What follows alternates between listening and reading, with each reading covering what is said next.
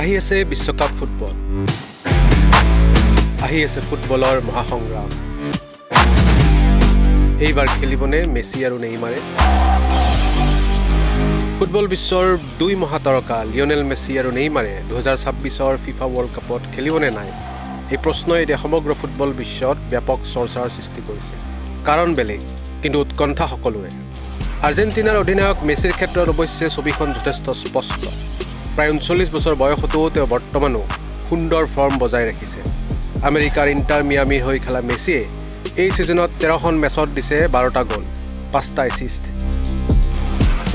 2022 বিশ্বকাপ জিকাৰ পিছত এতিয়া বয়সৰ বাবে মেছিক দলত ৰাখিবনে নাই তাক লৈ থকা সন্দেহ তেওঁ কাহানিবাই দূৰ কৰিছে। তেওঁ মিয়ামিত পৃথকে বিশ্বকাপৰ বাবে ট্ৰেইনিং লৈ আছে বুলিও জানিব পৰা গৈছে। ইয়াৰ বিপৰীতে প্ৰশিক্ষক লিঅনেল স্কালোনিয়েও মেছিক কোনো ধৰণৰ চাপ নিদিয়ে আৰু 2026 বিশ্বকাপত অংশ লোৱাৰ সিদ্ধান্ত সম্পূৰ্ণভাৱে মেছিৰ ওপৰত এৰি দিছে। কিন্তু বিভিন্ন প্ৰতিবেদন অনুসৰি মেছিয়ে ইতিমধ্যে আৰ্জেণ্টিনাৰ প্ৰাথমিক বিশ্বকাপ দলত স্থান লাভ কৰিছে। ইফালে ব্ৰাজিলৰ তাৰকা নেইমাৰৰ অৱস্থা কিছু অনিশ্চিত। যোৱা কেইবছৰত আঘাতৰ সমস্যাই তেওঁক বাৰে বাৰে খেলপথাৰৰ বাহিৰত ৰাখিছে। যদিও শেহতীয়াকৈ সান্তোছ এফচিলৈ ঘূৰি আহি তেওঁ ফিটনেছ পুনৰুদ্ধাৰৰ চেষ্টা চলাইছে, তথাপিও তেওঁৰ বিশ্বকাপত খেলৰ সম্ভাৱনা লৈ সন্দেহ অব্যাহত আছে।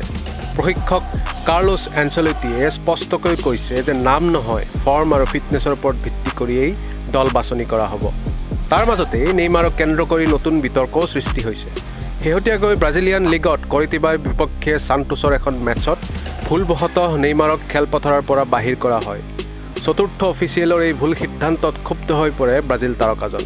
ঘটনাটোৱে সামাজিক মাধ্যমতো ব্যাপক চৰ্চাৰ সৃষ্টি কৰিছে। আকৰ্ষণীয় বিষয় হ'ল মেছিয়ে নিজেই নেইমাৰ ব্ৰাজিল দলত থকা উচিত বুলি মন্তব্য কৰিছে। মেছিৰ ভাষাত বিশ্বকাপত শ্ৰেষ্ঠ খেলুৱৈসকল থকাটো প্ৰয়োজন আৰু নেইমাৰ সেইসকলৰ মাজৰ এজন।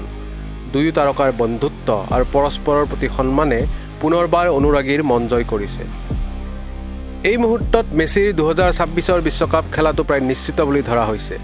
আনহাতে নেইমাৰৰ ভাগ্য নিৰ্ভৰ কৰিব আগন্তুক কেইদিনৰ ফিটনেছ আৰু প্ৰদৰ্শনৰ ওপৰত।